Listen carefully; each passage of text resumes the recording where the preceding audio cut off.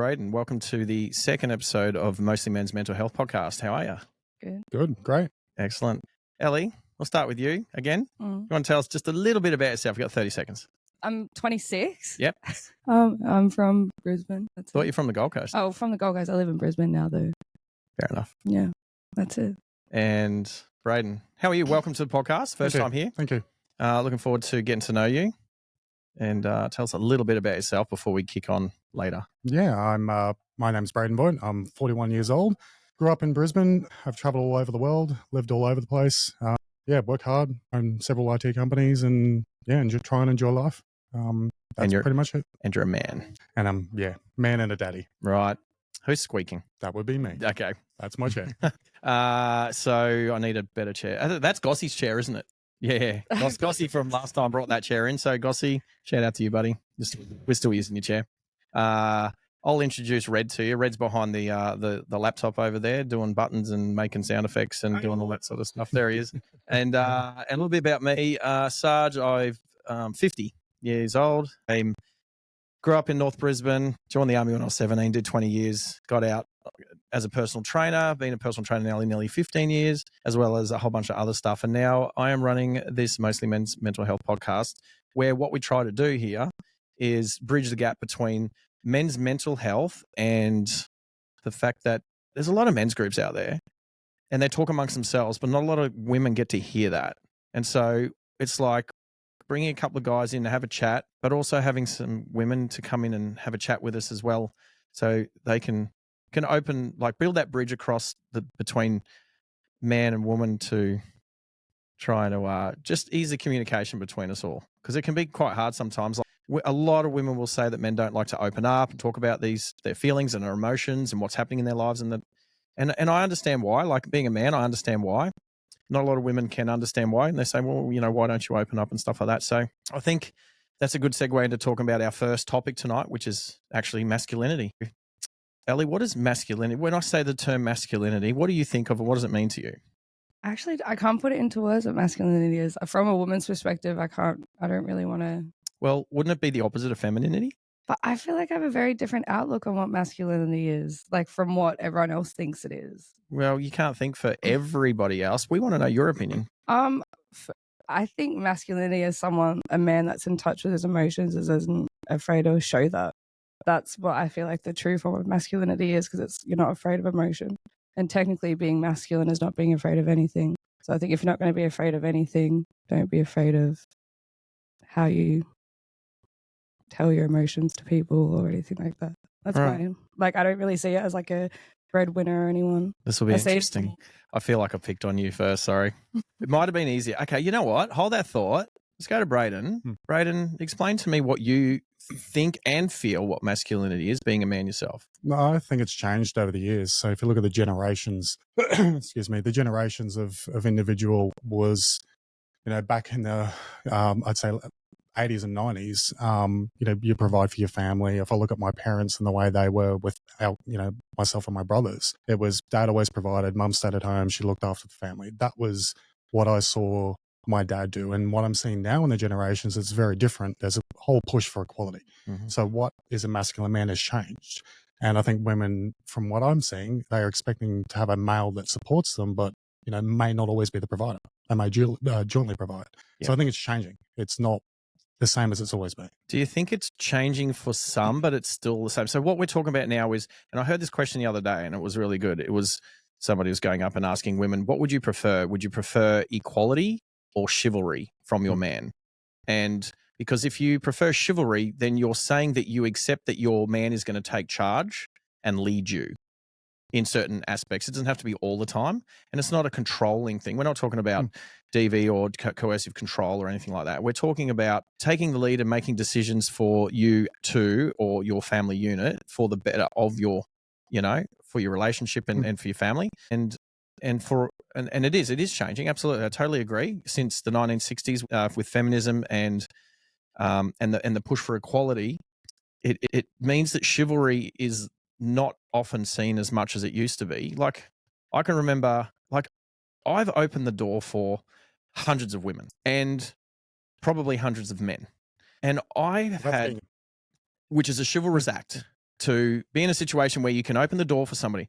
And I've probably had, on more than a few occasions, a woman actually look me up and down and be disgusted in my actions, or has actually said, I can do it myself, thank you. Or, what do you think, I'm useless? Or, and I'm like, okay, obvious feminist. And then the first time or two it had happened, I was dumbfounded. I was like, what did I do wrong? And then I had to think about it. And then the next time it happened, I literally looked at the woman. I said, and that's why chivalry's dying. She's like, and I was like, wow, okay. But if I had to say what percentage of women have done that, it's like 1%. 1% of women. That's not to say that other women didn't particularly want me to, but they've, accepted the fact that I was there and I did it. We all know women can open doors. Holy crap. Like, I'm not stupid. Like, yes, I know you can open the door, but I'm being a gentleman. Now, here's the question. I've opened the door for plenty of men, and men have opened the door for me. How many men do you think have ever said to me, oh, I can open myself, mate? Or what do you think, I can't do it? What do you think, I'm useless? Yeah, you won't get any. Not one. Do you know what they almost mostly say? Cheers, mate. Thank you. Now, obviously, none of them are feminists. So, yeah, what is it? Like how was a man supposed to know in that situation, trying to be masculine? Because that's what I would say is a masculine trait, is understanding a situation, having situational awareness, and then being there to open a door or to open a bottle or do something where somebody might be struggling, or, or just doing something nice. So what do you think about? As I said before, with the generations changing, that's part of the challenge. But we default to our own gender roles. Like, as a man, you do these things. And I think that's part of the issue with society. I have probably a different view on this than most people, because of the way I run my companies. Everyone's equal. I don't care what sex you are. You got on the role, and you're in the role because of your skills and your qualities that you bring to the role, not because you're male or female. Yep. You get paid equally, just the way it works. Yep. But what I have seen over the last few years is, unfortunately, with feminism, yep, and even misogyny on the other side, guys will jump as will women, and it can cause friction. And I think a lot of it comes down to is we don't, both sexes don't communicate very well. Which is why we're here, because we want to bridge that gap and communicate better. Yeah, we won't say what we feel, and women won't say what they feel. So when you do something like that and open the door for a woman, and they make that statement, how are you supposed to know? You can't do one thing for one person. You can't, oh, can I open the door for you? Yeah. You do it just because you want to do it. So I know it's a challenge. It is. It's going to get worse. Polite. It might be being polite, but I can guarantee that any of those women that said to me in that situation, oh, I can do it myself or whatever, which is, like I said, it's been out of the hundreds of times I've done it, it's been 3, 4, 5 times. I'd say 1 to 2%, right? But if another woman was to open the door for those particular women, do you think that they would turn around to those women and say, "Oh, I can do it myself, thank you"? Or thanks, babe. So they're being sexist as well. So they're being sexist because if a guy does it, they don't like it because we think. But if a girl does it for them, they thank them. So that's a downright sexist thing for a feminist to be. Yeah, I don't agree with it. It's that whole feminist stance, which I think it was great at some point when females didn't have that voice to say anything, but now they're wanting men to be all these different things, still be polite, do all these things, but they still want to act like independent. Women still want men to be traditional, but also want them to be modern and equality. Which I feel like you can't really have both with it. If you want a polite man, you're going to have to give up some things you believe in. I don't agree with that. Yeah. I think this is where you need to communicate. If you're in a relationship, you communicate those sorts of things with the person. But I think this is the issue with feminism, and then the next level above, where it's becoming more, I hate to say this, but it is kind of becoming cultish. Yeah. Where I agree, there should be an element of feminism. It's the same on the guy's side or on the male side. You fall in, again, gender-based roles. You fall into those roles, and I guess the qualities that male and female have. But we shouldn't be in a position where I think what's happened is women and men as well have this happen. They've been hurt. Mm-hmm. So they automatically default to a defensive nature. Mm-hmm. So by opening the door and doing that, they go, oh, I can do this myself because, I'm a woman. Mm-hmm. Or, something happens to a guy and it's vice versa. Mm-hmm. So it's communication. Yeah. So, I mean, we've obviously talked a little bit about feminism and how that's affected masculinity. Would you agree that that's the big thing that's made men change in their masculine roles? Like that we're not as, over the last 60 years, women have grown a voice. They've wanted equality. Feminism is more prevalent now than it's ever been, and talked about more because of social media and podcasts and stuff like that. All the little people like us, we get a voice now, which is awesome. But do you think that, and we're talking about just the masculinity within a role of being, like communicating with a woman, you know, whether they're a feminist or not or what, like unless a feminist has it tattooed across her forehead that she's a feminist, we don't know. And so it's hard to, okay, this girl wants us to treat her with chivalry and this girl wants us to treat her with equality, and it's very hard because you would approach that situation differently, but we have to guess. It's like trying to find a neutral way of finding that out about a particular person before you. And that's good if I'm getting to know someone. But if it's just a fleeting moment with somebody in your life, you could make or break. They could make or break your day, and vice versa. If you open the door for somebody and they didn't want you to, and they hated you doing that because they think, you know, I think they can't do it. That's not what my thought was at all. My thought was, I'm just being polite, and I'd do it if you're a guy. I'd do it if you're a girl. I'm just being a nice person. It's basic manners. And look, that just opening the car door is one aspect of the difficulties we have. It's, you know, it goes out into a lot more, right? So I'm going to give you my little spiel on masculinity. For me, you said, Braden, that providing. Was it Ellie? Someone said that men provide. 100%. Men used to be like the sole breadwinners and you provide, and you know, but we also used to protect, and I think we still do. Yep.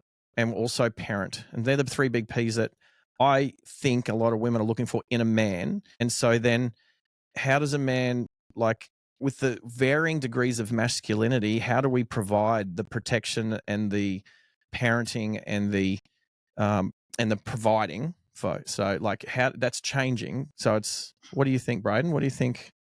It's a hard one because it is changing. I think, as I said before, the challenge is communicating. So if you are, I don't think people should change. And more to the point where you've said before around that, you know, opening the door and having to ask, you shouldn't be changing those things. If you are that person and you are the type of person that would open a door, don't let one or two or three or four women to, you know, stop you from doing that. Yep. You should not change for a minority. You just shouldn't do it. It's not the right thing to do. So, of course, take it on note and, you know, acknowledge that. But I look at, I guess I look at my upbringing, and it was very much was what my dad, he provided. He did those things. He was always there, and I won't change that. I learn a lot of those qualities from my family to do that. So it's hard when it is changing. It's still a learning experience for myself, and I'm 41 and got a family myself. And I think it's, you know, the day I've had that same situation you've had happen before, where I've had someone, literally a female, abuse me for opening the door, and I'm like, wow, that's what I grew up doing. It's what my dad instilled in me to do those things, and my mum taught me to do that. So Ellie, you've had the door open for you. Oh yeah. And because you're not a feminist, would you ever think that man is doing it because he thinks I can't do it? No. And you've probably always said thank you. Oh yeah, 100%. I was like, I don't say it in like I can do this myself. I was like, oh, you don't have to do that for me, but thank you so much. Yeah. Like, so they don't feel like they are obliged to have to do it. Like, no, but I'm not like, I don't be like, oh, I can do it myself. I'm always so polite about it. I don't turn around. But and get you mad. never think it though. No. Like you never think it. Go, oh, I'm going to do it myself. It doesn't. Guys always think I can't do this myself. But but then put on a pretty face and go, no, thank you. No, and be condescending about it. Like that's not you. That's no. And we value that. I would say that the majority of women are still like that. Are still wanting, like they want equality, as in being treated equal, but that doesn't mean being treated the same. Yeah, no. So I don't want to be treated like a man. I'm not a man. I'm a woman. I don't want to be treated like a woman. I don't want to. Definitely. Yeah. Well, I don't know. You were freaking 6'2" the other night. 6 And I was looking up to you the other night when you had high heels on. Holy crap! I'm like, I've just never seen me at work before. He's like, you're really tall. You're really tall. I'm looking up for you. So, but still, very feminine. Yeah. Very feminine.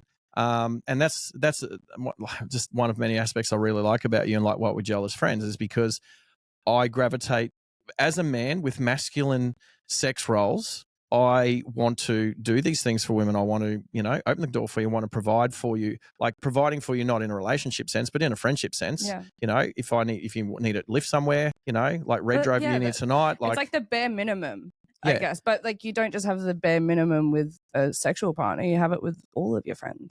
Like, it's just polite. That's right. It's just a polite thing. There's still times where Red will open a door for me we're not together, but it's a polite thing to do. Of course. You know what I mean? Like, was that you this Yeah, I'm time? playing. Was Ellie last time? yeah. It's a three-way. What happens when That's what happened. You got big feet. It's a sock party at the That's moment. what happens when you got very big feet. Little fingers. Who's got little fingers?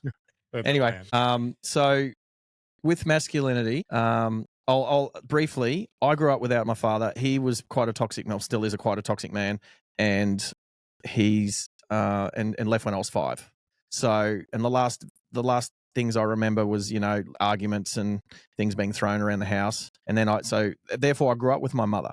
My grandparents lived around the corner. So my step grandfather, and I didn't know for the longest time that he wasn't even my blood grandfather, but he was such an awesome man. So much so that people who know me know that I changed my last name.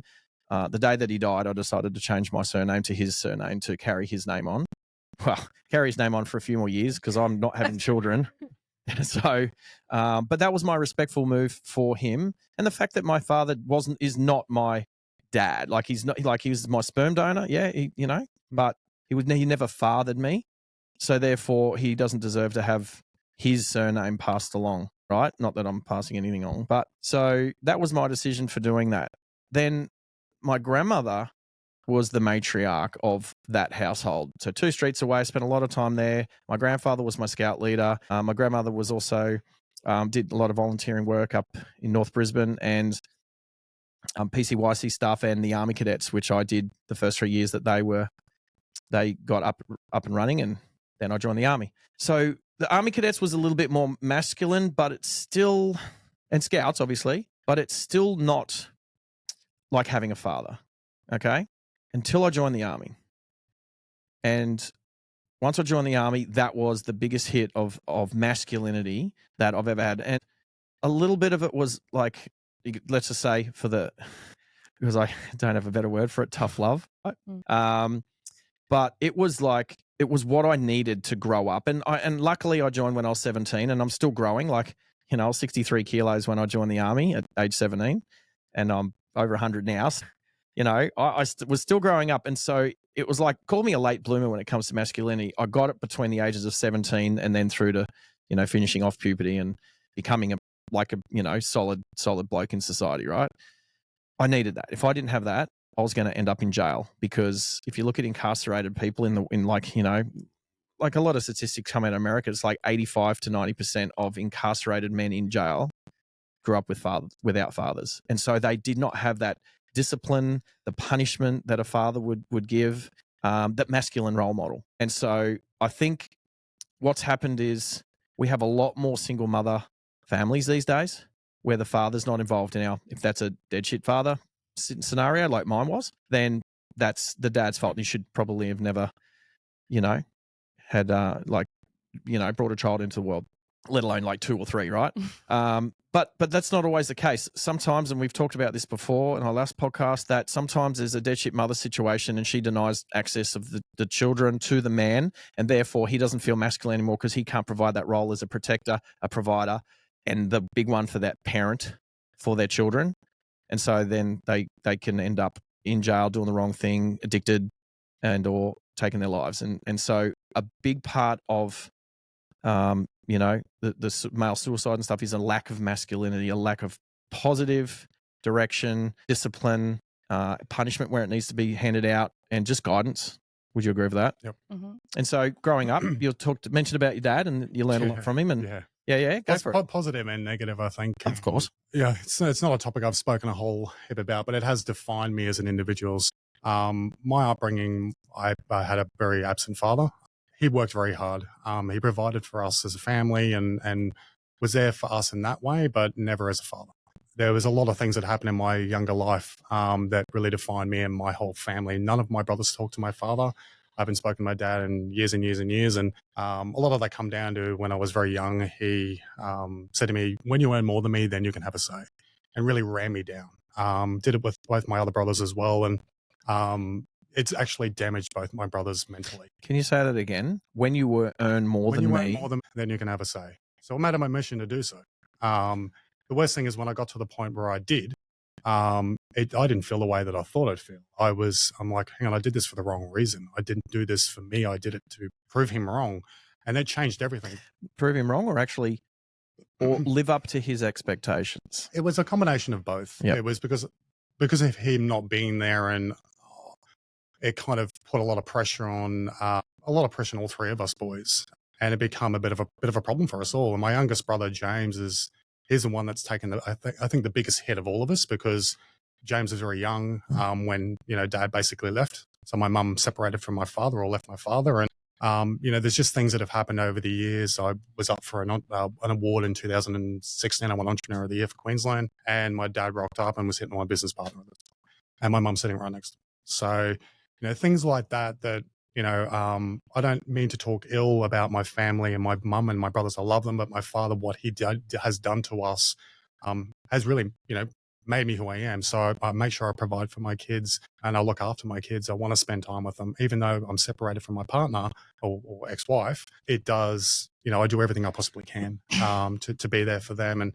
I think when you go through those experiences, as toxic and negative as they can be, you can either make them something that will make you a better person, or you can do what I did originally, which was try and strive to do those things to show him that, to try and, I guess, prove myself. Whereas when I did that, I kind of changed, I guess my attitude changed. And I become more of a, well, hang on, I'm doing this for me and my kids. I don't care about you. I'm not talking to you ever again. What's your relationship like with your dad now? I don't talk to him. Yeah. Oh, you did say it was about 8 years. Well, except for I got a message from him 4 weeks ago, 3-4 weeks ago, saying that he removed all three of us kids off his. So that was the last communication. I haven't responded, refused to respond, because I'm not going to drop to his level. I don't need what he has. I'm extremely successful myself now, and I feel like it'd be bribe money. And you're doing it for the right reasons now for you. For me. Good on you. It's a shame. It's a shame because, like we in the last podcast, we talked about love. We spoke about love, and my belief system is that it's a belief system I don't believe in. And then you look at, but you talk about unconditional love, and that's what's supposed to be between family members. Like parents shouldn't, like it should be unconditional. You love your children because you brought them into the world and they're your responsibility. Even after they leave their home, they're your responsibility. But I mean, it does sound a bit irresponsible that, the way your father treated, and he might have been thinking, well, this is tough love. Like, when you can earn as much as I do, then you can have a say, and then push you out the door and, see what happens, sink or swim. Right. Yep. And yeah, that doesn't see, to me, again, that sort of reinforces that, if love is a real thing, because that doesn't sound very loving. No. And I look at now, my whole family work for me. So my mum works for me. Both my brothers work for me now. Your whole family, except for my father. Exactly. Yeah. And I guess I kind of took that as well, you're not going to be there, so I will be there. Being the oldest child, yeah, I will be there and I will support. Now you tell me that's not masculinity. Yeah. Tell me that right there, that you've learnt the lessons from your father not to be like him. Yep. And I'll agree. I'm the exact same. Yep. I am the product of who I am, because the one lesson my father taught me was don't be like him. Yep. And don't be like that with your kids. Yeah. Well, okay. And so I've gone the other way.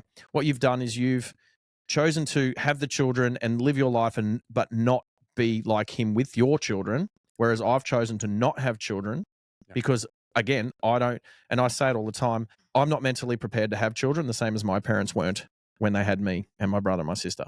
So, good decision, Braden. And you've been successful at that, right? Like your kids aren't ostracized. You're not ostracizing your children, even though your marriage is broken down with the mother of your children and stuff like that. You still talk to the mother of your children. We get along like a house. And you have to, otherwise your kids will end up dysfunctional because they want to play the parents off against each other. The funny thing is not because we have to. Bridie and I were best friends. Yep. We just drifted apart. Yeah. We wanted. Did you things. fall out of love? We did. Yeah. Or did it ever exist? Sorry. Sorry. No. I'll take that. Edit that. We'll edit that out. We won't. We'll leave it in. But no. So I'm going to come back to you now, Ellie. Mm-hmm.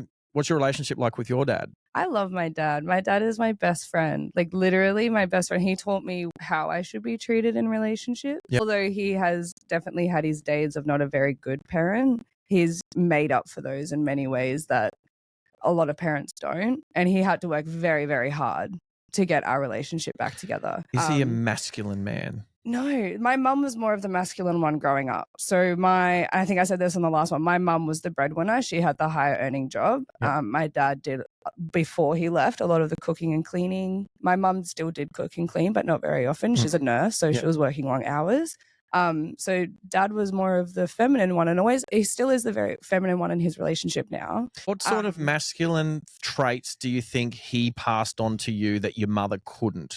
Not cooking and cleaning, or like not you know what I mean? Like, did you teach you how to drive, or No, did your mum? My mum did. Yeah, of course, okay. Because and again, my dad had left before I was starting. He was only there for like 6 months. Yep. When I got my license, Yep. so dad was already out of the picture and in Brisbane by the time that I was learning to drive. Yep. So that was all mum. Yep. But like, my dad's a big chivalry person. That's what I think. It's the soft and sensitive side. Like, he would buy my mom flowers constantly, make sure even in high school when I get my period, he'd buy me flowers and chocolate and all these things to make sure I was okay, open doors, wouldn't let us walk on the side of the road where the cars were, like all those type of things. That's the chivalry masculine stuff my dad taught me, really. And that sounds positive. That sounds good. Like definitely dad had days where he wasn't a very manly man. There's definitely things he could have done very, very differently. But mum was more of the masculine one in the family, not dad. Dad was the soft and sensitive one. So, and as his daughter and as a woman, would you say that you learnt how to accept chivalry from a man, from other men? Yeah. Yeah, because we're not,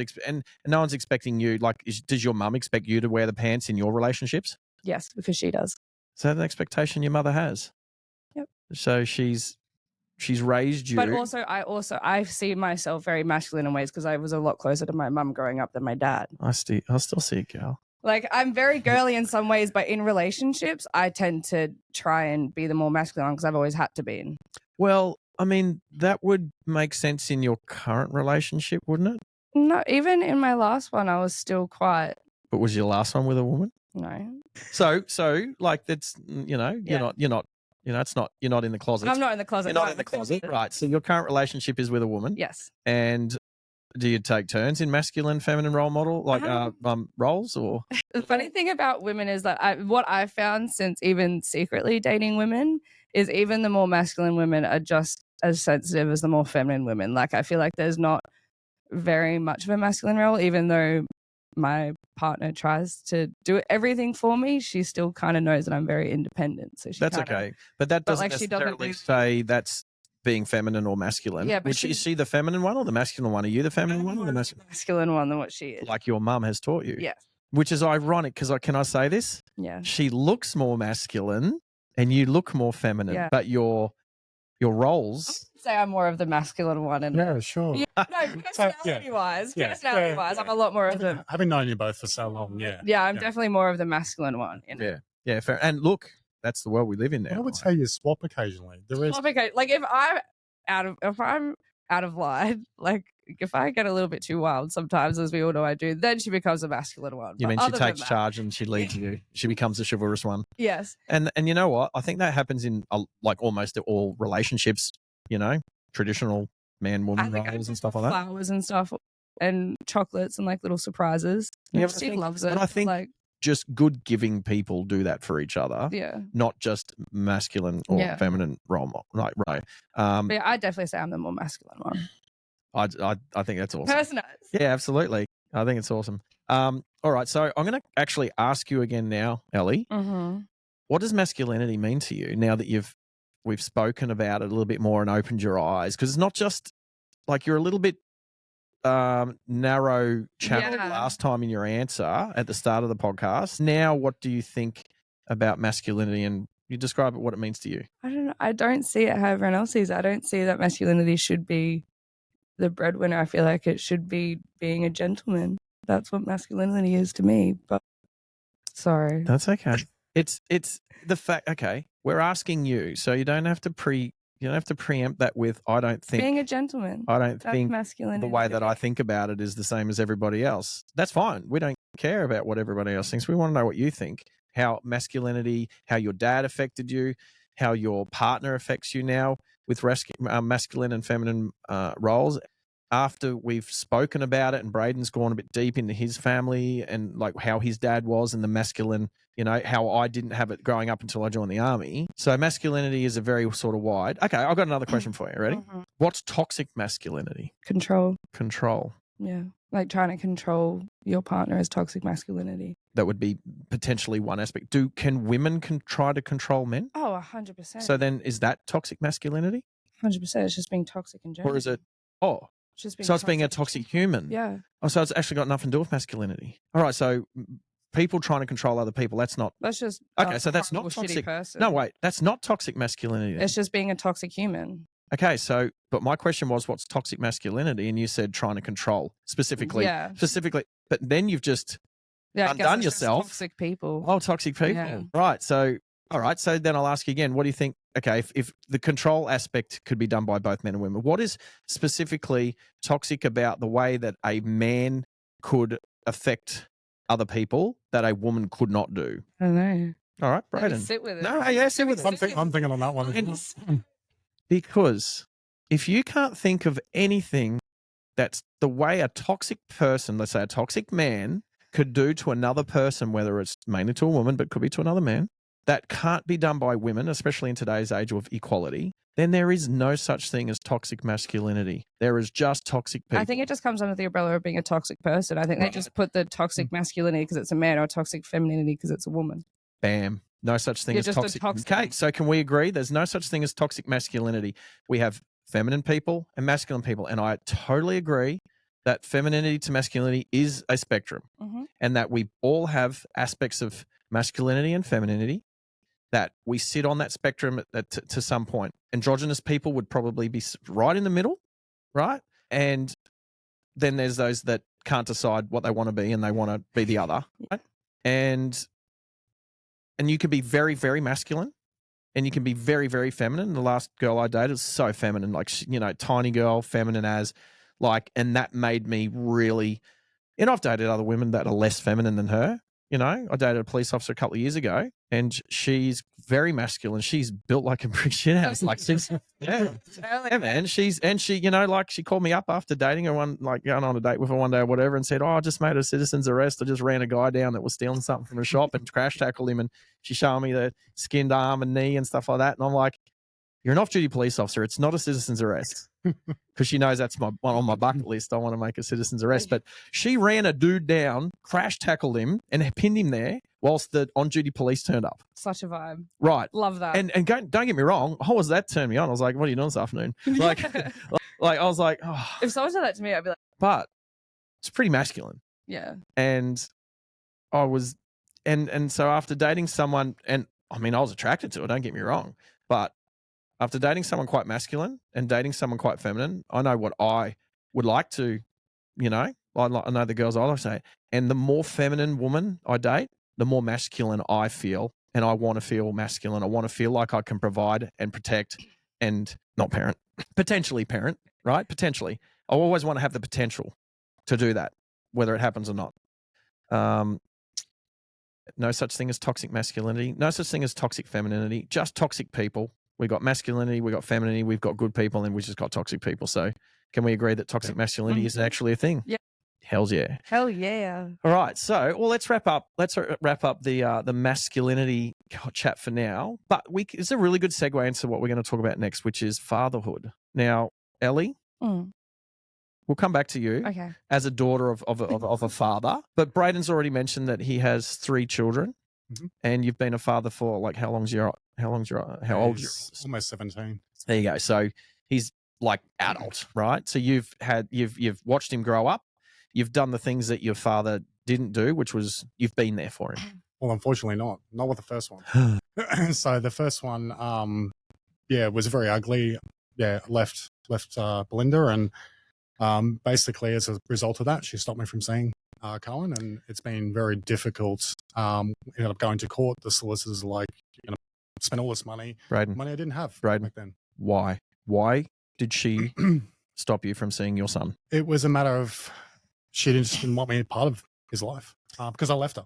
I didn't want anything to do with her. She cheated on me, and basically I'm like, I'm out. Okay, so she cheated on you.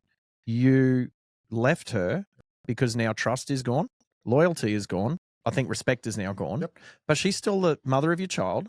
And so you would still need to be a part of her life to be a part of your son's life. Yep. But she chose to stop you from having access to your child. Yep. And how old was he at the time?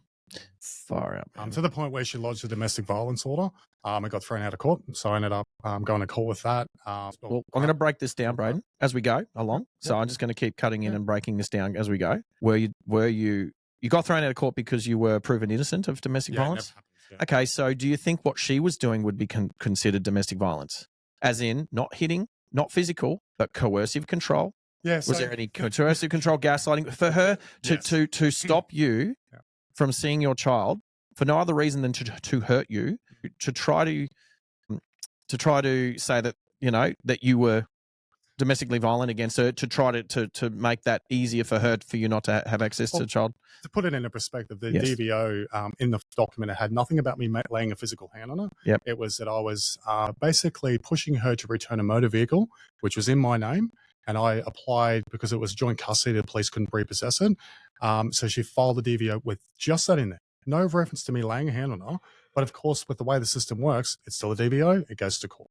So we took it to court and ended up being thrown out because there was no evidence of that. I do not agree with that at all. And my dad's never hit, you know, my mother, I just don't agree with it. Yep. So it was thrown out. But then it was, all right, you can see your son, but it has to be in supervised hours and all this. And it just made it so difficult. Yep.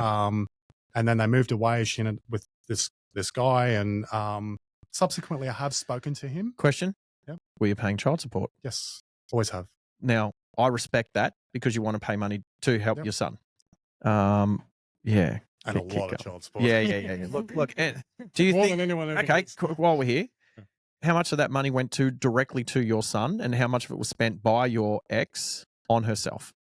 In your opinion, I don't know, and I don't particularly want to speculate. Fair enough. Especially, I don't particularly. It's a possibility, though, isn't it? I mean, it is a possibility. I hate child support. I think child support should be, whilst we're on this subject, is you pay for the schooling, the books, this, that, whatever. Your money goes directly to supporting the child, doesn't go into her bank account, because then it gets misappropriated. My view is, I get, they have measures and it's a percentage of salary up to a certain figure. My view is, having paid so much over the years, I kind of look at it and I go, what should happen is the parent, or the person who's receiving the child support should be recording and reporting what they're spending that money on. So if I was to pay $1,000 a month as an example, X amount's going on food, X amount's going on schooling, X amount's going on clothing, because I'll look at, if you earn more than $200,000 a year, you're paying a stupid amount, which it's way more than it costs to support a child. Yeah. A couple $100,000 a year, you're looking at $3,000-$4,000 a month for 2 children. So it is excessive. And you go, that doesn't cost that. Then you can pay a mortgage and feed the children for that. Absolutely. And it becomes a point of what is equal. You're both the parents. You both should have responsibility. If you have shared custody, but it shouldn't be more on the guy's side just because he's earning more. Exactly. It's shared custody. So, I think the system's broken. It is geared more, in my view, more towards the female than the male. I know there's a lot of people that will, probably contest that and argue with me about that. Oh, there's plenty of opinions out there, but the facts are the facts, and then people like to skew the facts. So we're going to favour it with children in the situation, regardless. And I pay for things on top of private health, top of child support. So I pay for their private health. I pay for some of their schooling. I pay for all those other things they require. On top of it. Yeah, but you pay that directly, right? I pay for their private health. Yeah, so that goes directly to the private health company. It doesn't go through her for them to, And that's not counted by child support. So they don't even know about that. But I pay what they've told me to pay, but all these other things I just sort out. Well, credit to you, mate. Credit to you. So, I made the child. So, and it was never a mistake. None of my children were a mistake. For sure. My view is, don't be like my father. Right. Let's keep going. So that'll happen when he was 2. Then, how much you had supervised access and stuff like that, which is so demeaning. It's so considering you're not guilty of being a dangerous person and a bad father. It's just that she made it hard for you because she's trying to hurt you because you left her, because she cheated on you. When did you actually start getting good access to your son? Still to this day, haven't. Wow. Mainly because they've moved around and whatnot. So I do talk to him on on the phone and social media, and we do keep in contact. And there's been times where I've caught up with him when he wants to. So it's not a matter of pushing it on him. Yep. I don't think he understands the full story, and I don't want to damage him. Yeah. I just prefer him to live his life, and if he wants me to be there, and I've told him this, I will be there for you. So he'll be 18 soon. Yeah, he was almost 17 in June. Okay, so but in the big scheme of things, in 17, 18 years, he's very close to becoming, an adult. He can make his own decisions. I mean, I'm sure he can make a lot of his own decisions now and stuff like that. But can you? Because I know, and a lot of other people know, and even that still happens. Putting your child's mother down is never a healthy thing. Yeah. So can you have a conversation with him without putting his mother down, but still explaining things that he might ask you these questions? He might say, why did you leave, or why haven't you been in my life so long, blah, blah, blah, blah, blah. Or are these conversations you've already had? They're conversations I will never have. Wow. Even if he asks you? I don't think it's the right thing to, maybe when he's older and more mature, probably. Mm-hmm. But even then, I don't believe in, I would never run someone down. It's just not the way I operate. Do you not think that you can explain the situation without running his mother down? No, I don't. Okay. Yep. No, I understand. I understand. And I just don't think it's, his mother's the one that's been there to raise him. And for me to do that would make him probably hate me even more. Yeah. So I totally understand. And I get that. I just don't think it's, for whatever. That's sad. It's sad. It's sad that the truth can't be explained. Yeah. Because it might make you the enemy, like proper, actual arsehole, like that. Yeah. That's we shouldn't. Because I don't know what she's told him. I don't have any of that context. I mean, I have caught up with him, and we've been out, and we don't talk about that. We'll go out and fly the drones around and have a bit of fun and go for a cruise. But it's generally, we don't talk about that. We just talk about what he's doing and what I'm doing and whatnot. We keep it away from that. Yeah, I've never tried to initiate that conversation. And that's fine. The fact that you don't initiate that conversation just shows how much of a man that you are. And a part of the masculinity that we've been talking about earlier is to be able to know when to not say things, when it's not appropriate to have to flex your masculine muscle and say, well, this is the way it was, blah, blah, blah, whatever. So good on you. I would say that's not masculinity, that's EQ. Yeah, okay. Yeah? Yeah, because the thing is, I wouldn't say it's more understanding how people may perceive the communication you're going to deliver.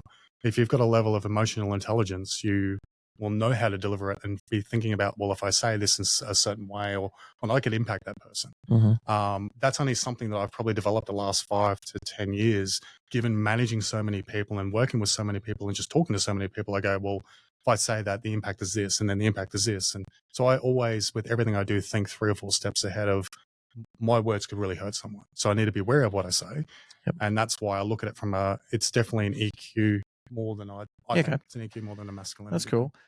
Ellie? Yes. From a daughter's perspective, and potentially, well, I mean, I know you might have a girlfriend for the rest of your life. I don't know, but would you like to have kids? I would love to have children. It's always been a dream of mine to be a mum.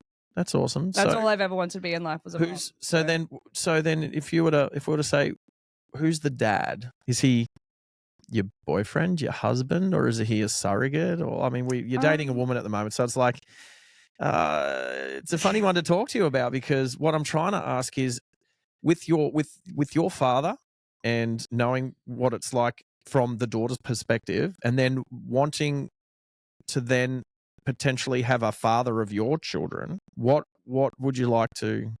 I'm happy to be a single mum if that's what happens, as long as I can provide for my children or children, whatever. Yep. Like if I end up being a single parent, I end up being a single parent. Okay. So, we'll touch on this because we're talking about fatherhood. You're talking about potentially wanting to be a single mother. If so, I'm going to put it out there and say one of the things that have negatively affected society in the last 50 to 60 years is single mother parenting. And the reason why I say that is because the amount of incarcerated people in jail 100% grew up without a father. 100%. Okay.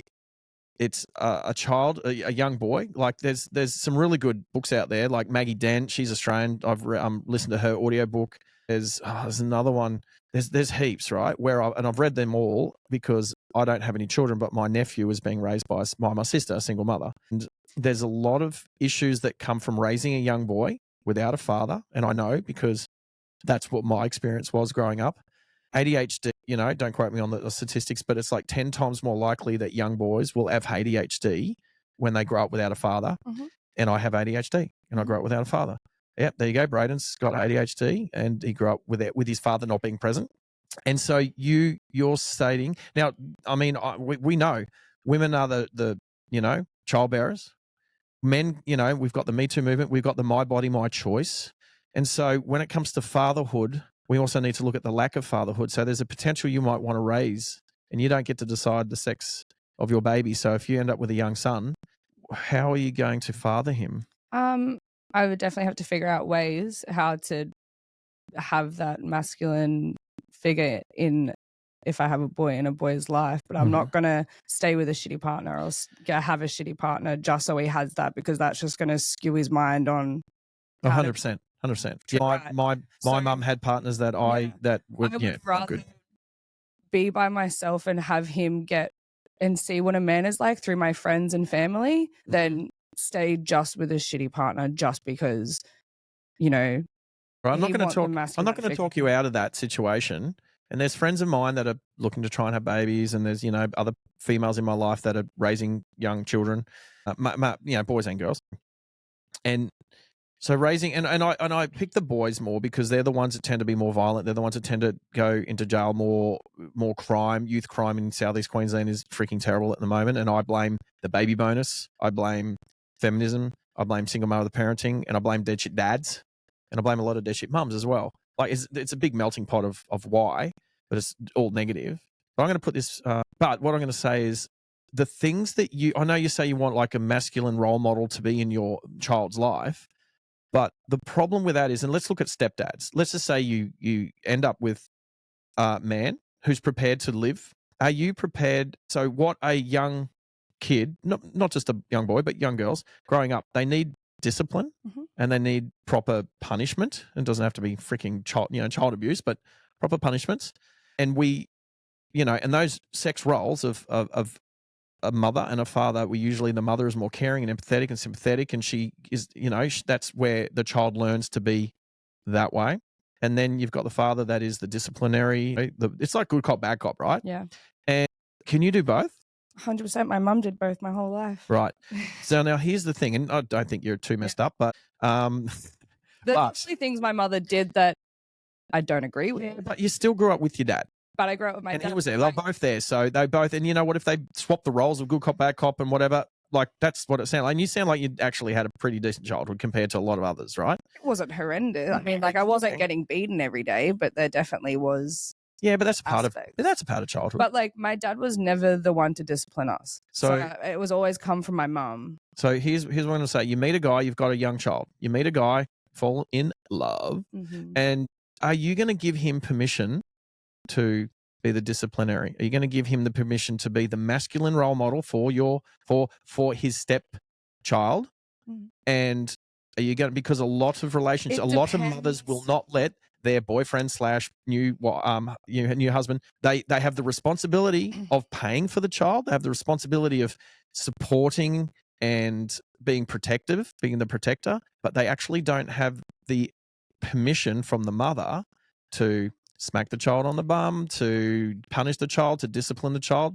That's not your child. And then the child, when they start getting older, start to say things like, "You're not my dad. You can't tell me what to do." And the mum sides with the child because that's where the unconditional love comes in. Highly depends where they come into the child's life. If they come into the child's life and the child's like 10 or 11, then it would be a lot harder for you to step in and try and be that dad figure. But if they're there from like before the child can remember and is consistently in their life and does right by that child, 100%. If that man is there from a baby, 100%, he's been the dad. If the dad's not in the picture, that man is that child's dad. If he's been there and paid for that child, he has every right to yell at that child because he is the dad, essentially.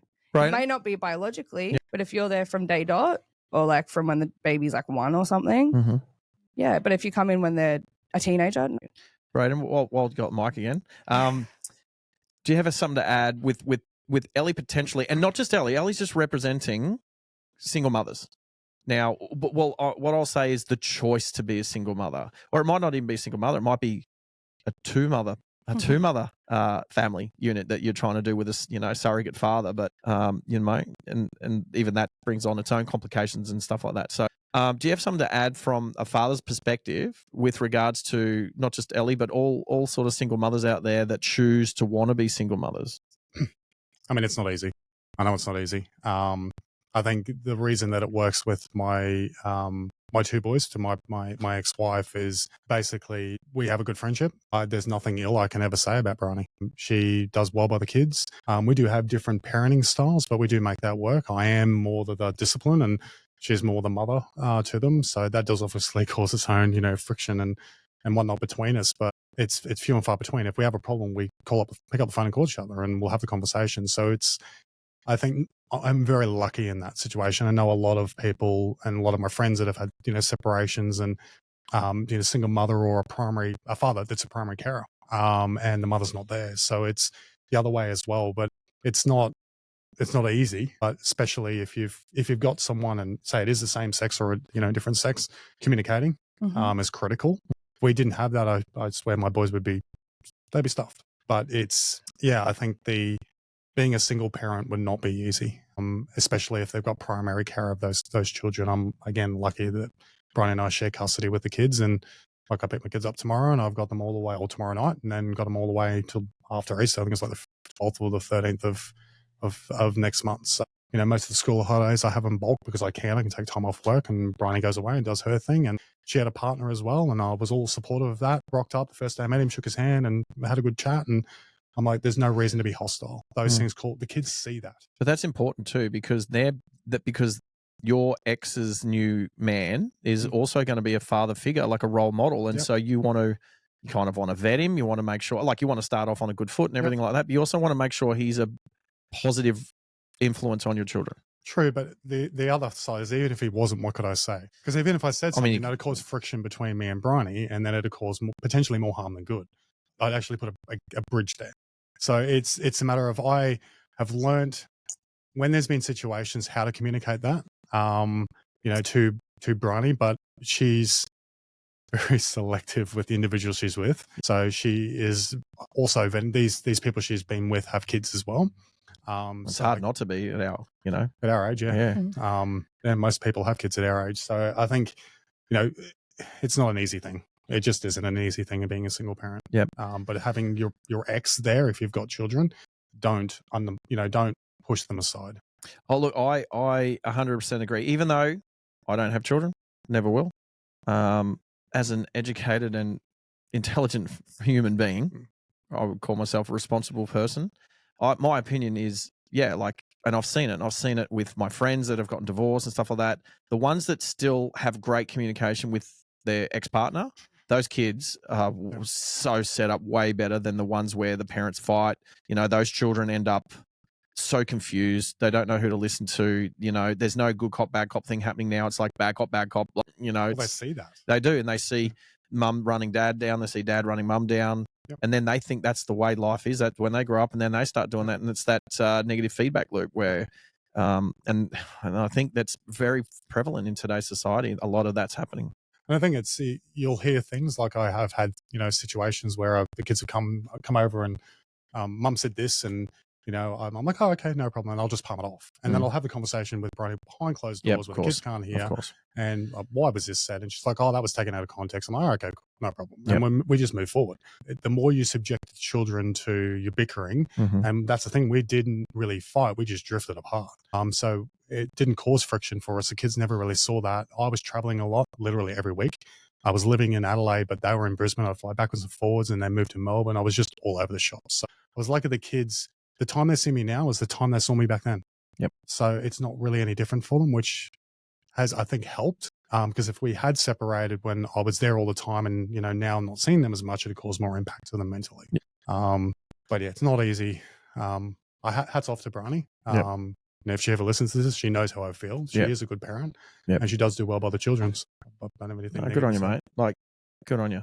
All right. Well, I guess we'll just finish off on this last question. Do you think, similar to masculinity, do you think being a father and fatherhood is on it's kind of like on the decline, or do you think it's like it just seems to be less proper fathering out there in the world today than there was when I was, well, let's say 50, 60 years ago. Let's say, in the 1950s, you got the nuclear family, got the husband, wife, and 2.3 kids. Now it's like so many, like more divorces now than successful marriages, like broken homes and a lot of step parents these days. Like it just seems that fatherhood is really struggling. Like to be a dad is hard work. Like no one's saying it's not hard work to be a mother. Absolutely. But It's hard to do both. yeah, it's hard to do both, You but have for some different systems. reasons. It's like the law sides with the mother.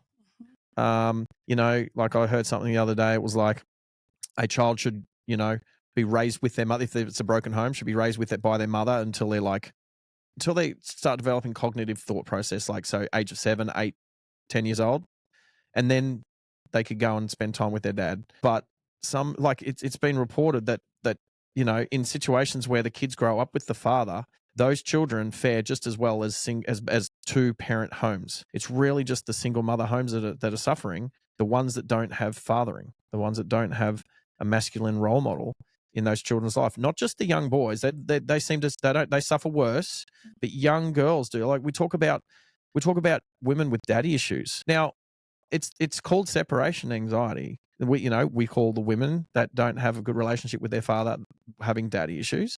But there's plenty of men out there with daddy issues. I've dated plenty with daddy issues. And mothering issues as well, like absolutely. And it's because they weren't present. Like my mum was there, but she wasn't present. Yeah. Okay. She like I might have mentioned last time, she basically did the bare minimum for us kids not to be taken by child services. She was getting the single parent pension for 3 children. And then, that stopped when I turned 16. Then I got Oz study. And then, luckily by the time I turned 17 and joined the army, she was there as a person who put a roof over our head. And there was no love. Like, there was no support. She was physically there, but not mentally there, which was probably just a step above my dad, which wasn't physically or mentally there. Mm-hmm. So like, then I end up with ADHD and I end up with, just struggling. I don't believe in love. The way that I live my life is quite different. I'm never going to have children. I don't want the nuclear family. I don't want a wife. I don't want to have children.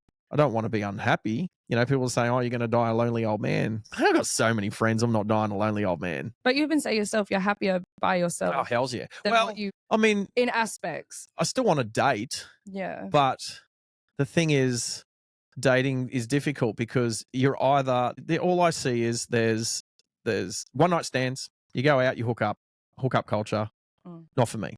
I do want connection with my lover, then there is friends with benefits, but that's hard because, you got to be in the right place at the right time. And sometimes friends with benefits ends up, messy. Yeah. Oh, well, moving into more or less. It never stays there. Someone falls in love. Yeah. One of them falls in love and the other one's like, didn't sign up for that. But then there's most people are looking for someone to spend the rest of their life with. That's what most people are doing. Like less now than it used to be, but it's still the majority of people looking for someone to settle down with. It used to be early. It used to be in your 20s. Now it's more in your 40s, right? Like you said before, Braden, like, people are having, a lot of people are having children later in life. Women are having children later in life. They're choosing to have children later in life because those that want to go out and get work and get a job and be self-supportive, they want to do that and have a career before they have children. So to finish off with fatherhood, I think it's becoming a lot harder to be a father these days. Again, it's not easy to be a mother, but I just think it's just getting harder and harder to be a father with the way society is. It's different being a dad. So different emotionally than what it is to be a mother because you have to be everything technically. So it's getting a lot harder and a lot more pressure for men to be that everything for a family. Okay, so there is another father in the room. He doesn't get a camera on him, but he does get a microphone. You're our producer. You're a bit of a dude. So tell me a little bit quickly about yourself. 28-year-old DJ in Brisbane, doing it for about 11 years now. pretty tatted up guy, big guy. Some would say I'm scary. Big teddy bear. He's a big teddy bear. I'd say you get to know me. I'm a teddy bear. You Big teddy bear, but I tell you, you get on my bad side, I'll fuck you up. he will. He will. And Dude, you've literally got the button there. You can beep beep yourself, mate. Beep yourself. I believe in respect where respect's due. You don't show me respect. I don't care if you're my brother, my dad. I'll still smack you. Like you. Yeah, you will. Yeah. Like you did. Like recently, but we don't need to talk about that. No, we don't. But we do need to talk about the fact that you have a 4-year-old daughter. I do. Now, little princess. She is your little princess. She's This gorgeous thing in the world. She can be very cute, and she can also get on my nerves. Yes, my nerves too, mate. Let's be honest. I kind Leave me alone. and I kind of feel like I want to be Miss Trunchbull sometimes to her, and ponytails and throw her over that fence. But she's my little princess. How did she come about, mate? Would you say you guys were when she fell pregnant? Had you guys been together for 6 months? Oh no, we were together. Well, I was told at the start of the relationship she can never get pregnant. So the first week she calls me and goes, "Hey, I'm pregnant," and I was very much like, "Oh shit!" She thought I was going to do the runner, but as I was taught as a child growing up, that's not the right thing to do. I didn't do the runner. I said, we'll deal with this how it is. If she wanted to continue with the child, would speak about it. Mm-hmm. I was very much, no, it's not right for both of us. It's not right for the child because we're a week into a relationship. We don't know each other at all. Unfortunately, but fortunate at the same time, we did have a miscarriage.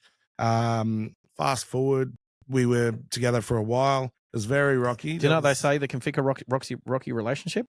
Have a child.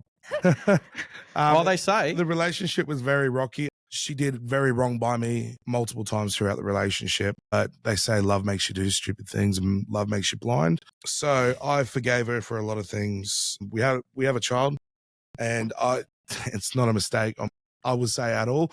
Maybe we weren't really at the position where we thought we were going to have a child. We did have multiple miscarriages. Unfortunately, and it took a big toll on both of us, not just my ex-partner as a woman, but myself as well. And because getting the hopes up that when we're in a good position and then to find out there was a miscarriage, it was like, oh. So I have a daughter, and she is 4 years old. Got me wrapped around her finger. As a father, talking about the fatherhood and stuff, yeah, it's hard because I'm a single father. So I was engaged to my previous partner. As of that relationship, it tainted how I feel about future marriage relationships, or anything like that, where I don't ever see myself getting married ever again, or even engaged. I don't want to put myself ever in that position where I could be broken so hard and so quickly. Well, look, let's be honest. I was there. Yes, and I was there to help you through that.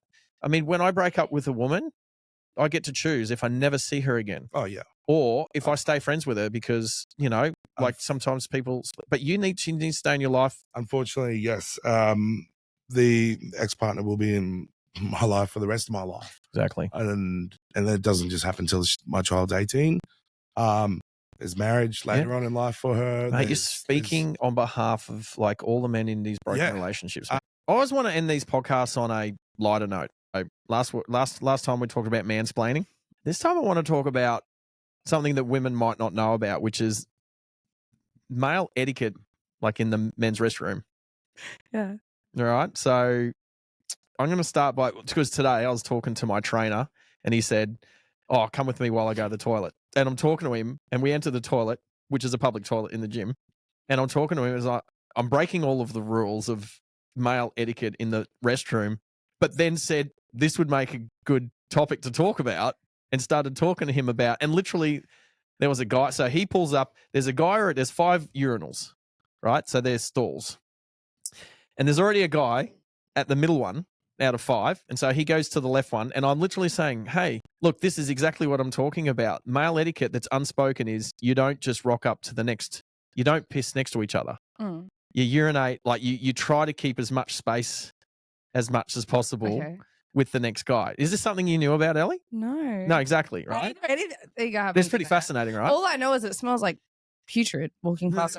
Most male toilets do smell pretty shit, to be honest. So A lot of men do piss on the floor. Because men are gross and they piss everywhere. Well, okay, so we'll open this up for discussion, right? So I'm talking to my trainer about it and saying, oh, this is going to be an awesome topic to talk about. So, Braden, male etiquette in the men's room, public men's room. Well, you definitely got to have that one in between. The separation, You've isn't got to it? have the separation. Yeah. But what do you do when there's not those and there's like the wall? Oh, so you got the full length urinal? Well, I had one in Cairns Yep. last week where it's see-through. So I could see everyone out in the main area. And I'm standing there, whip it out, go to pee, and this lady makes eye contact. I didn't know what to do. Whereabouts in Cairns is it? I got to go there. There's I can't remember the name of the pub, but it's on the main area. Yeah. There's a place that's got pools. It's right next door to that, so you can see all that see-through. So the Regatta Hotel in Brisbane used to have a see-through urinal, but it used to just look out at the car park. Oh, anyway, it looks out on where people are eating. Yeah. So Buzz's Cafe, don't know if it still exists, but that's in Darwin at Cullen Bay or something. One of the bays up in Darwin. When I first walked in there, and like someone said, oh, there's a see-through urinal there. And it literally, you've got a table of people dining right in front of you. And you go in and the wall is tinted enough that you can see out.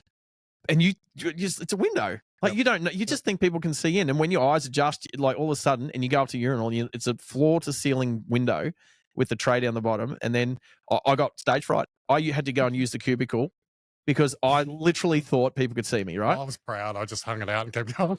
And I literally made eye contact with this lady, and I'm like, I don't know if she can see me. Yeah, but I'm not stopping midstream. One-way glass. You've seen cars driving around with tinted windows. You can't see in, but they can obviously see out because it's darker inside the car than outside. So the male toilets is darker than inside the restaurant area. Okay, but when I came out, I'm looking back because and the locals know who's not a local. And I'm looking back at this window trying to work out like where it is. And I'm looking at it going, oh, I can't. But in the top corner, I could see a little glow of the light that's in the toilet. So if the lights were reversed and the lights went out inside the cafe area, the dining area, but stayed on inside, you would be able to, then it would change direction and you'd be able to see in, not out. That's how that works. Lots like tinted windows in your car, right? Yeah. So like at night, if you've got tinted windows in your car, and at night, if you turn the interior light on, people outside can see in. Yeah. It's just like that. But as I walk back out to the bar, these two gay guys, because it's a pretty gay area, these two gay guys look at me and go, oh, we saw you. We saw everything you're doing. I was like, so did you see me get stage fright and walk into the cubicle? And they're like, no, it's so funny. I'm like, but I had to go back in and do it.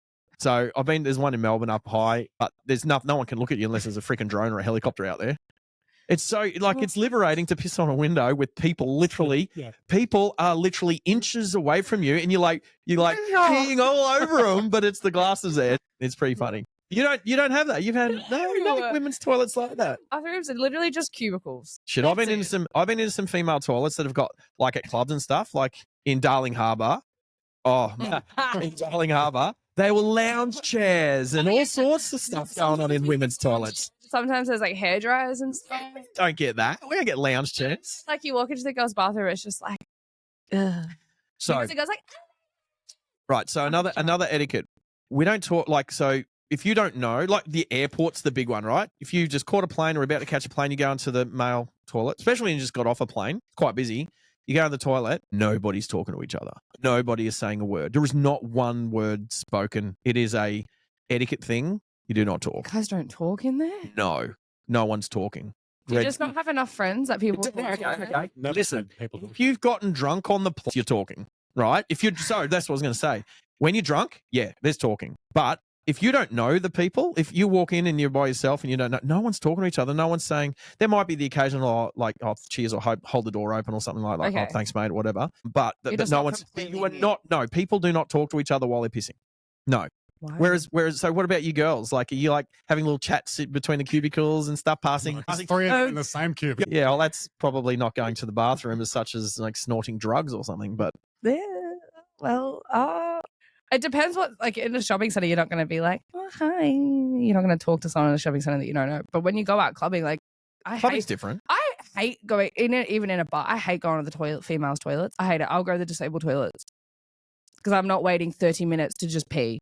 Because there's 6 girls in one cubicle. Well, that's because men tend to get through their potty training quicker. I am in and out so fast. Yeah, you are, but most women aren't. Right? It's so frustrating. Okay, here's another thing. Most men don't go to the toilet in pairs or together. Mostly. Sometimes it happens. Sometimes, you break the seal and you just happen to be, oh, is it going that way as well? Whatever. But most women that I know will like, oh, come on, honey, let's go to the bathroom.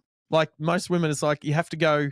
If I'm doing something fun in there, then yeah, my friends can come with me. But I get stage fright with pissing. So like most of the time I'll go by myself. Yeah, but I'm not talking about in the same cubicle. I mean, you and your friend go to the bathroom and then you guys go to separate cubicles. I'm not talking about like, I like to go by myself. I don't like people listening. Even if there's But you're not going by yourself because there's going to be other people in there too, just not your I friends. have to wait for the people to leave sometimes. Because I get too How do you nervous. do that at a concert or a festival? Or how do you do that when it's just a constant I flow? have to wait until I'm like busting because then I generally can't hold it off anymore. Or I put a bunch of toilet paper in the bottom of the toilet to pee so they can't hear me pee. Okay, so get that really happens and then it blocks the toilet up and then it's freaking flooded and then shit's going So over. it's not just like literally, but no, but I try and wait for everyone to leave sometimes because I get nervous about it. You are a different critter. Well, next time you go, we'll get one of those clacking things. Home, I have to be playing music while I go to the toilet, or I have to have TikTok playing or a movie playing. I don't like people hearing me go to the toilet. Right, can you think of anything else just quickly? Any other etiquettes that males have in the toilet, in the restroom? What about taking a drink in? Do you guys take your drinks into the toilet? Well, if you're halfway through a stubby, like you could be like, with my leaving. I go to racetracks. You got to go to public bathroom, like toilet at a racetrack. Like, I'm having a beer or like not beer, but having a drink or I'm halfway through. Sometimes I don't have, like, I could be there by myself. Like, do I take it in with me or do I don't personally. I think it's a bit gross, but Yeah. like, but I will go to the bathroom. Like, I'll go to the toilet and there'll be a lineup of empty stubbies or half full stubbies on the top of the urinals because it's like a shelf, or there might be a window there and they're like, yeah, guys are gross, man. Guys are gross. Female. Okay, not all guys and not all girls. What about washing hands?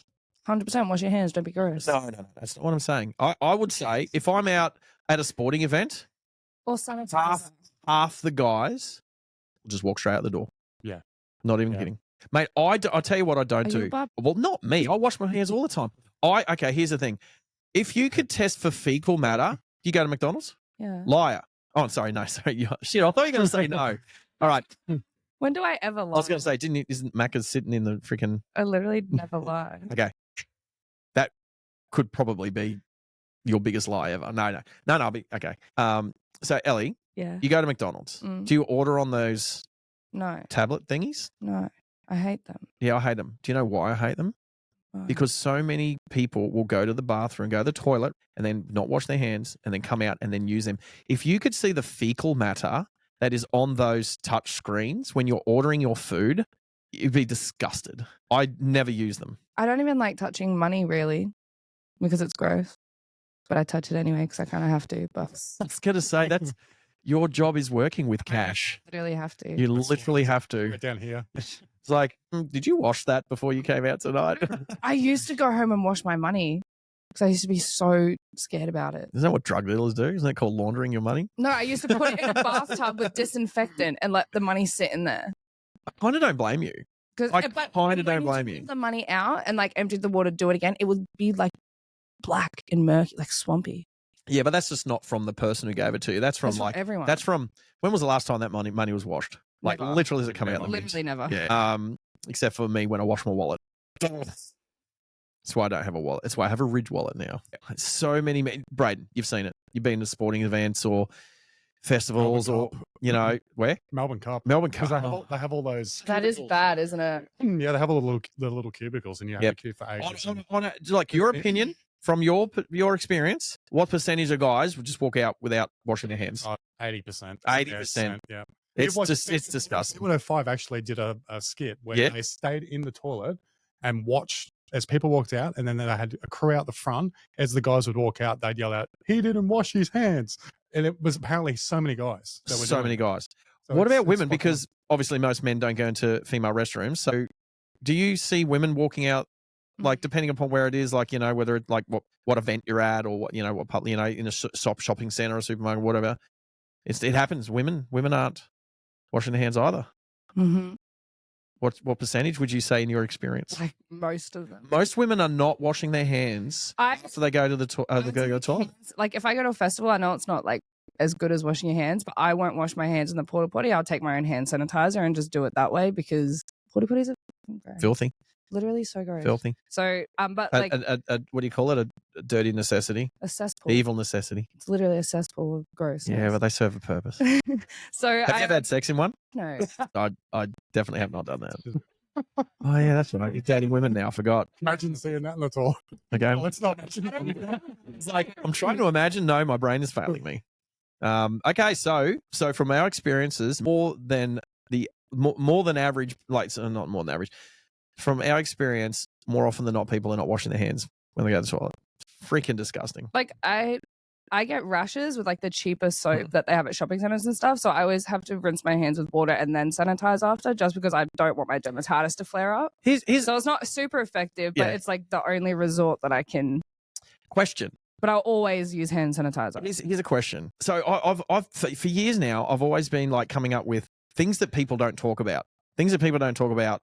Number one, number two. Like I've got a whole list. I haven't written it. It's just in my head and forgotten half of them now. But one of them is the use of toilet paper. Now, is toilet paper waterproof or is it porous? It's not waterproof. It's not waterproof. Definitely not waterproof. Okay, so when you use toilet paper to wipe your butt, are you getting shit on your fingers? No.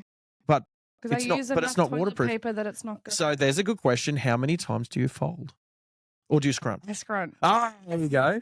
Wait. So we're talking number twos. We're talking little twos. Yeah. Okay. So when you're cleaning up your fecal matter, My shit. yeah. Yeah. Do you scrunch? Yeah. Like I can I understand have nails, babes. I can't. you scrunch. I don't understand the scrunch. I've always folded. I'm a folder, not a scrunch. Yeah. So I have to scrunch it and hold it like that in my nails. If I fold it, it's not gonna it's gonna move out of my hands, right? So I'm gonna get shit under my I'm trying to nails. visualize this. So I have to scrunch and I hold it in my fingers like that, and then I do my business. I have nails. I have to think about this. You got to scrunch. You can't fold because it's gonna move. So T would be a scruncher. Probably. Her nails are like a foot long. A lot of people that have nails are scrunchers. So Braden and I are folders, and we're looking at you and Red. We're divided. Braden, okay, we're 2 and 2 here. Are you stumped as to how it works? I don't know how. I know you're trying to explain it. I don't know what you mean. Can I go get some toilet paper and demonstrate? Not straight, but like show you how I hold Okay, if this goes out on just Spotify and stuff like that, no one's going to be able to see it. It's So just for you. describe it. It's okay. Yeah, but then how do then what do you? Yeah, okay. Braden, explain to me how you fold and how that works. Like your thumb is holding one You edge, get a few pieces, fold them apart, and then you're good to go. and your thumb holds. Yeah. and there's no slipping. Yeah. But nails, babes. Yeah, but you're not. I don't know but okay, so Red's a scruncher, but he doesn't have nails, so it's not just people with nails. I can't fold it. Although the question is from behind or from the front. Oh, do you fold? Front Do you go both. from? Go from the No. front Do you or go from the front and come up? It's front to back. Is that so you don't? It's for women. It's is that- front to back. So you don't feel your vagina full of shit? If you go back to front, you're gonna get So like that's what I heard when I was bacterial a kid. infections. Oh, there we go. That's So true. we That's a have to fact. write front to back. So that's actually a fact. They wipe most of the time that way. That's why it's Wow. because the shit mixes with the pH. Well, we've learned Wow. something today. I'm stunned. Yeah. It's front to back always. Yeah, but I don't think like you said, That's why. not all women do that. Front to back? Or back to But front? guys, Yeah, it's different though. way. Why is it different? I'm not going to go that way. I'm going to go that way. We So have you're go from from front to behind. back. You're front to no. You come in from behind and you pull. Yeah. You scrape your boo from front to back. Yeah. Red, do you want to chime in? we don't want to get shitty balls. There is I don't know what Red does. Quickly. Bidet. Oh, dude. But You are going to have a ball in Japan. Bidets forever. Bidets. Bidets forever. Bidets don't kind of feel good. They do feel good. There's no kind of about it. Here's the thing, right? While we're on the And I don't restroom. but So at the and- start of COVID, what disappeared from shop shelves so quick? toilet Toilet paper. paper. Who went and bought a bidet? Bunnings did not run out of bidets. Like they sell bidets. You can go and you can attach it to the top of your toilet that's in your If I house. was rich enough to buy the attachment for a bidet, I would. They're not that expensive, mate. We're not talking about knocking your whole toilet out and building a French bidet. Well, I am I'm a plumber. fancy gal. I need a French bidet. Mate, I am. Try the Japanese bidets. They are so technical. A Japanese bidet is so technically advanced and crazy. Is that what they have with at, like blow dryers and all sorts. It's freaking awesome. not Boom Boom Boom. It's a place in the city. They have the Japanese bidets. I can't remember the name though. Susie Wong's. Yes, yeah. That was the first time I used a bidet at Susie Wong's. And oh my God, my life was changed. Where's that? Susie Wong's? Opposite the casino. Yeah, up near the casino. They have the Japanese bidets there. Yeah, cool. Yeah. It's in the bank vault. I think, should I get one? Oh my God, please. Can I get one? I'm going to get one. Every day I just to kind of take a thought shit. it's because it's like wearing masks. And you go to Japan and they're all wearing masks, right?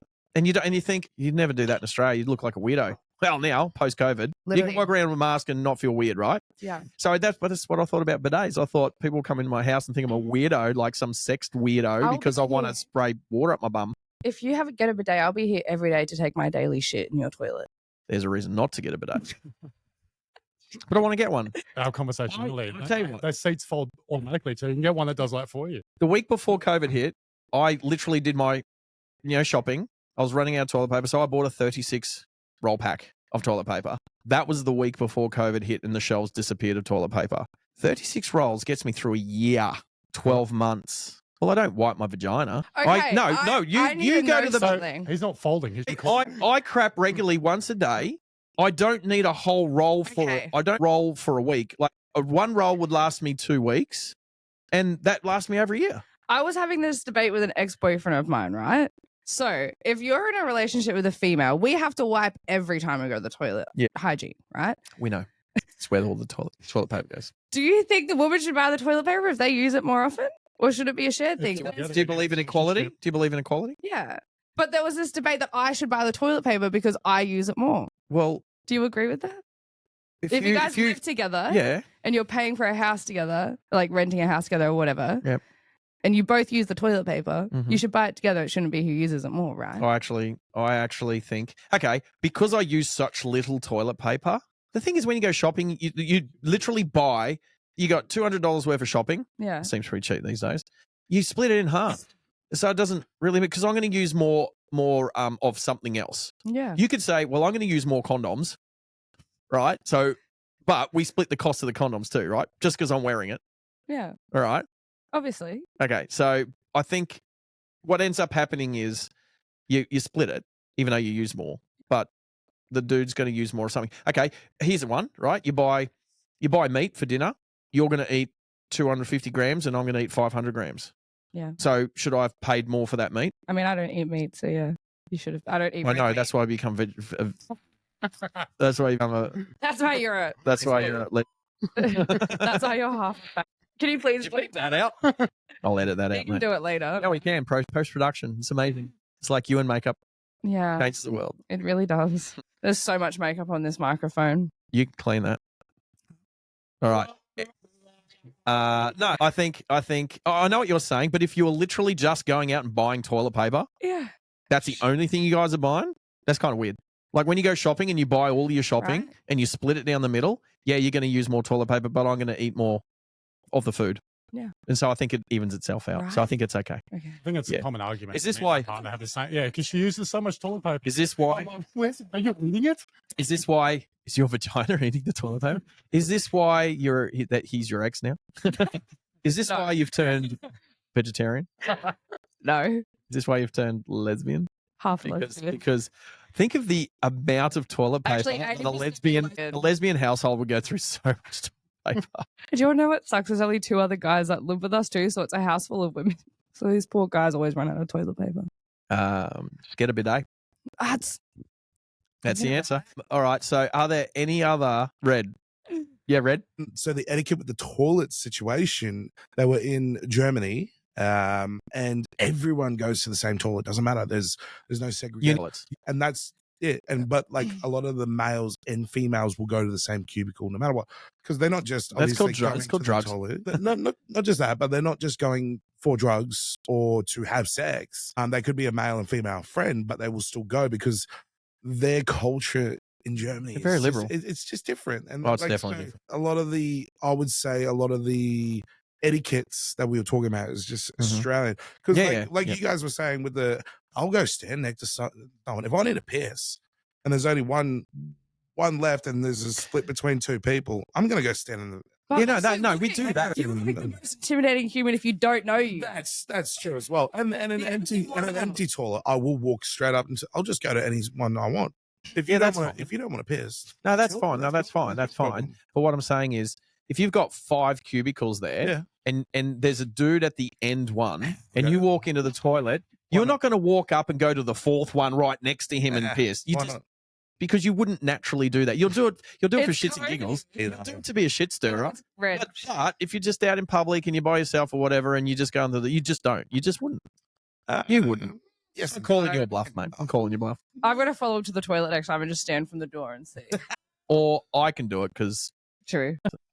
Other etiquette, what about toilet seats? Go and put them down, up and down. The seat needs to go down after a man pisses in my toilet, and you need to... All right, so you're going into a woman's house, you need to leave the toilet how you found it. If you're a man, and you need to wipe your pee off the ground if you wee on the ground or wee on the toilet. That's a great subject. So subject people don't talk about. Number 2, why do men piss on the toilet seat? My family, there's serial bad aimers, Why? right? You say, okay. Bad at aiming, so there's piss everywhere. Okay. Did you know that sometimes, Braden, Red, back me up on this, when we go to the toilet, we at least start to pee and it comes out in 2 streams? Question, why don't you guys sit down and pee when you're at home? Do you guys sit down and pee? Like, why don't you guys sit down and pee? Well, if you wake up in the morning with a hard on, it's kind of hard to aim. So sitting down is easy. Do you have to? That's all the wee. That's another one. Can we get onto that one? We finish that one. You're going to lean against the wall. Let's get back to that one in a second. So the question is, did you know, Ellie, that sometimes, there's probably a lot of women out there that didn't know that sometimes we start to pee and it comes out in 2 streams because just the way we were lying or something like that, it literally, or like you could have a pubic hair split right down the middle and it literally splits the stream. I didn't know that, no. And then it's quickly, so it's not about why that happens. It's about, man should clean that up. Yeah, just 100%. 100%. She should clean that up. Women clean it. I have seen, okay. Well, you should clean it anyway. You should clean it anyway. Women, mate, okay, I'm going to tell you this one. My ex from a few exes ago, she had really bad diarrhea. Mm-hmm. This is something some women might not know, right? They go to the toilet, they put the lid up, but I don't know too many women that, unless you're cleaning the toilet, don't put the seat up, right? Okay, so my girlfriend had a bad bout of diarrhea, and I didn't know. But I've come home, I've gone to the toilet, I've lifted the seat up, and it's splattered. There is shit splattered all underneath the seat. Yeah. That she didn't know was there, and holy crap, literally. I was like, honey, you're being a bit crook today. And she's like, oh, like, what makes you say that? And I was like, the toilet you've blown the toilet up. It's like there's shit everywhere. And she's like, what do you mean? And then it's like, oh, it wasn't me, because she didn't take responsibility for a lot of the shit that she did. I would. If someone mentioned that to me that I had left something in the toilet, I would then go and fix it. Okay, but you should know. Yeah. Okay, so there's a lot of women out there that might not know that once they've had explosive diarrhea, that it's under the seat. It's literally splattered up under the seat. Like, that's disgusting. Even going into females' toilets, females will piss all over the seat. They will leave their piss on the seat. I'm not about to sit on someone's pee, so then I have to go wipe up someone else's pee. I think it's gross. Thank you. If I dribble on the seat, I will wipe it. I will make sure it's clean. Thank you. Because this is what happens in a shared household, right? It's always the man's fault when there's piss on the seat. But you just said it then, women piss on the seat too. And especially like out in public toilets, we will squat above most. Well, I don't want to sit on a public toilet. Hover. So obviously hovering's harder because we don't have... You got to do more squats, mate. We don't have a thing. So once our direction finishes going straight down, it will dribble down our leg or something like that if we're hovering, right? Women don't wipe that up. I'm like, I don't want to sit on your pee, first of all. That's gross. Have you ever used a she pee? No, I want one so bad. Do they still make them? Do you know? I think so. You can get them on eBay. It'll be Wish. You can get everything. Wish.com. So I've been to, when I was a little younger, I've been to a few festivals. I just love a Shiwi. I've seen women using she peas. They like the girls that use them, like Shiwi, Wee pee. Red's looking it up. Whatever the brand name is now, it was a she pea. That was the brand. Yeah. I remember when I first heard about them and I was like, I want one of these. We'll get you one. We'll get you one. We'll get you one. When's your birthday? October. Nah, we just get it. We'll get you one. You can come here and play with it. We want to know how it works. Go. I will be like, all right, this is how it works. All right. Okay, we'll segue on to Braden. Trying to urinate with a hard on. Mission impossible. That's a mission, yeah? Yep. Sometimes I would just like to have a penis just to know what it's like. Most women would like to do that for a day or a week or whatever. Yeah. My partner's like, I want to hold it and try, and I'm like, that's a mission in itself. Oh no, I hate pee. So like, I tried to do that for one of my high school exes once when he was really drunk. He couldn't aim properly, so I was doing the nice thing and holding it, and he pissed all over my hand. Never again. So get back to it. Is there a strategy? Is there a technique, Braden, that you have about peeing with a hard on? Nah. I mean, you can't not pee. What do you do? No, but you either sit down, push it down, or you have to stand up against the wall and go vertical. I'm not exactly small down. I will. Okay, I'll admit this is the first time I think I've ever said this. Red, what did you say? Dude, that's what I do. That's what I do. What you gotta do? For those that didn't hear, Red said that's the exact same thing I do. You've got to straddle the toilet facing the cistern, bend forward as much as you can. Basically, you've got your hands on the freaking cistern trying to use morning glory. Selfie. And so one hand's up on the cistern and your head's almost like the other hand's like pushing it down to try and make sure you don't. Because, yeah, it is. And then if you freaking like, even if you pee and you're just under the, sometimes it gets up in the gap between the toilet and the lid and the seat. Yeah, it's, oh my God, it's horrendous. If I have terrible. If I build a house of my own, I am building a urinal in the house, and it's going to be a window. It will be a window because I want to see out of the window while I'm pissing with a hard on. Yes, Red's getting the mic. All right. Talking about urinals, have you, as a guy, I've done it when I'm drunk. You see how far you can stand away from the toilet and piss in. Yes. Before it touches the ground or anything. Yes. And then you want to know why men piss on the floor? It's because they're trying to break a long distance peeing record. And then now you're standing at least 2.5 meters away, and then you're like, shit, it's running out. It's not shit, but piss, it's running out. It's crazy. I have a lot of male friends, and I've never once thought about asking what happens in the male's bathroom. This is a first for me. That's why we're talking about it, mate. This is such just a first for you. Just for you and the millions of women out there that were curious. We'll tie this up. I think we've covered the etiquette in mostly men's restrooms, but some women's restrooms as well. We're going to get you a shiwi. I want a shiwi. We're going to get you a shiwi, and we want to know. Or pink. Do they come in different colours? Yeah. We'll get you. Why? Why does it have to be blue? Rainbow color. Because it goes. My favorite color. Oh, okay. You want to pee into your favorite color? Of course. That's romantic. There's intimacy there. Exactly. That must be love. It is love with my shiwi. Me and my shiwi are so in love already. On that lighter note, hey Ellie, thanks for coming in again. That's all right. That's awesome. Braden, nice to get to know you a little bit better. We'll definitely have you come back in again, and we'll talk about some other subjects and that. Yeah, definitely. But in the meantime, go out you two into the wide world with your new knowledge on how men pee. I'm mortified. And I don't want anything to do with the male race anymore. don't be, it's not that bad. Anyway, take care, guys, and we'll catch up again soon. Pleasure. Thanks, Red. Thanks again. What the